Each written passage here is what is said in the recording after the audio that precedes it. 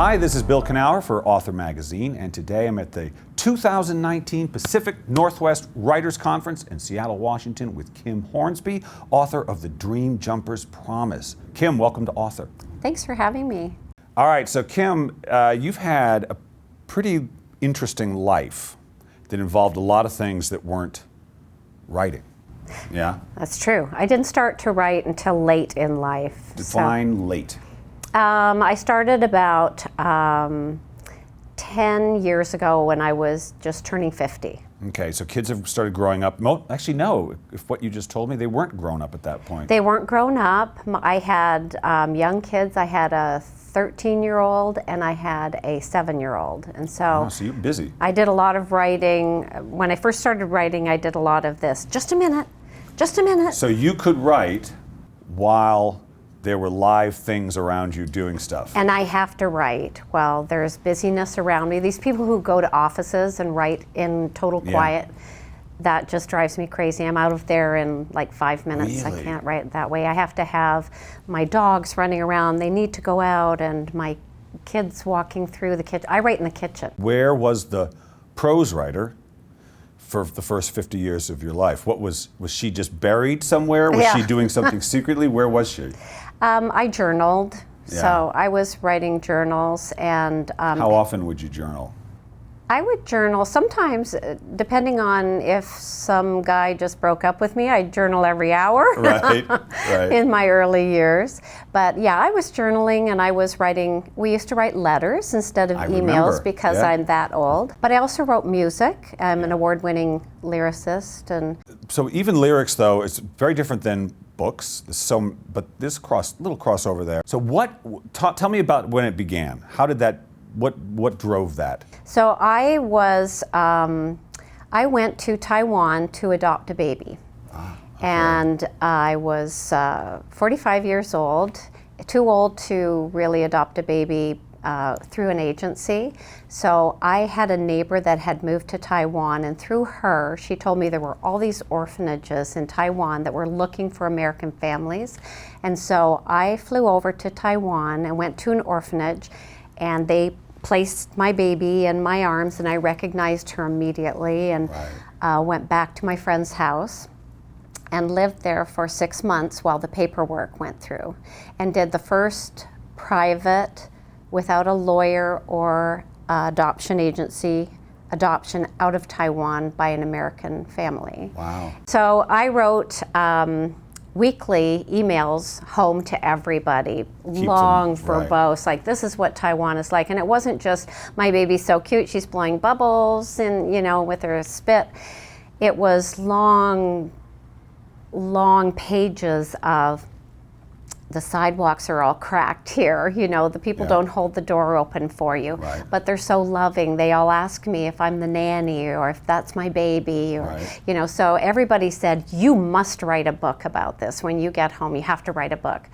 And so I did. Did you try to publish it? Did you go through all the normal? I did. I queried a lot, and I had a lot of interest in it.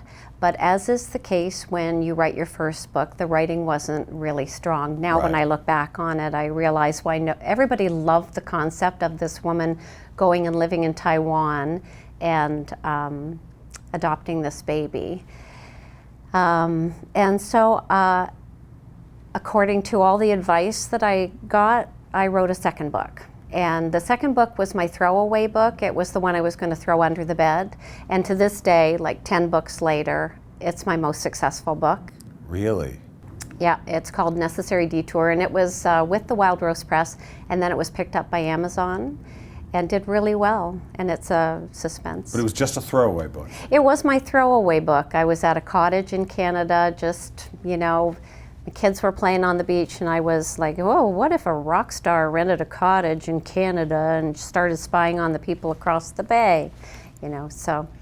So you wrote the first book because people said, you got to do this. Yeah. And you did as you told.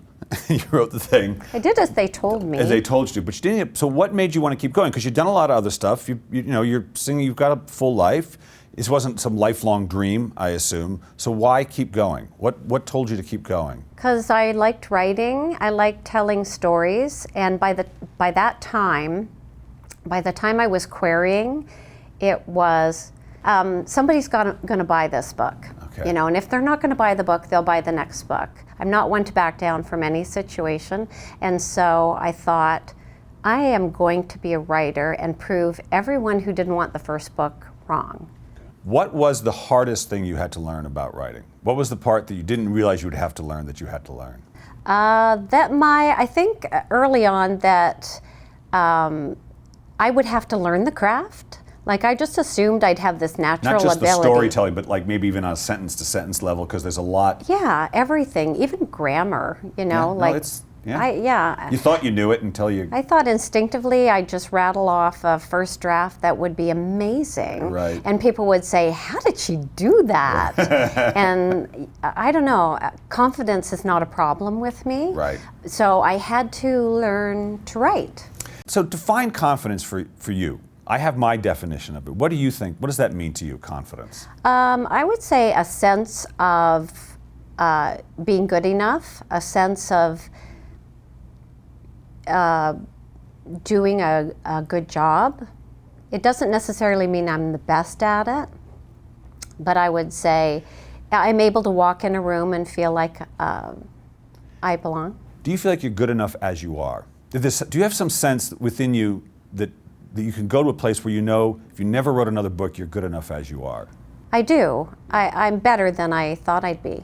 Right. So I don't know if I'm better than I thought I am. That helps, doesn't it? Yeah, there's grammar again, right? I'm happy with who I am, and I also, I don't know where this came from, but I also love people too, and I love to know who you are, and so I think that helps with confidence, to be able to walk in a room and know here's a whole new group of potential friends that. I do think confidence and love are intertwined. By my understanding of it, I think one is a reflection of the other, at heart. Possibly, yeah. Is my understanding of it, I think. And you're is. talking about love of everything. Just love of life and people and. What Emily Dickinson said, that love is all there is all we know of love. And that's I agree. the love I'm referring to. Yeah. So at the top of my Twitter page, Twitter being very important to me. Yeah. My favorite Beatles song starts off, and in the end, the love you give is equal, or take is equal to the love you make. Just love that. All right, well, I got one more question for you. Okay. And what I'd like you to do is finish this sentence. If writing has taught you anything, it's taught you what? Writing has taught me to be humble. I think that was a lesson that I hadn't fully learned yet at this age, and I think it taught me confidence is one thing, but it's also important to be humble and gracious. So it's taught me many things, but being humble is really important to me, and I hope I embrace that with some sense of grace. Yeah.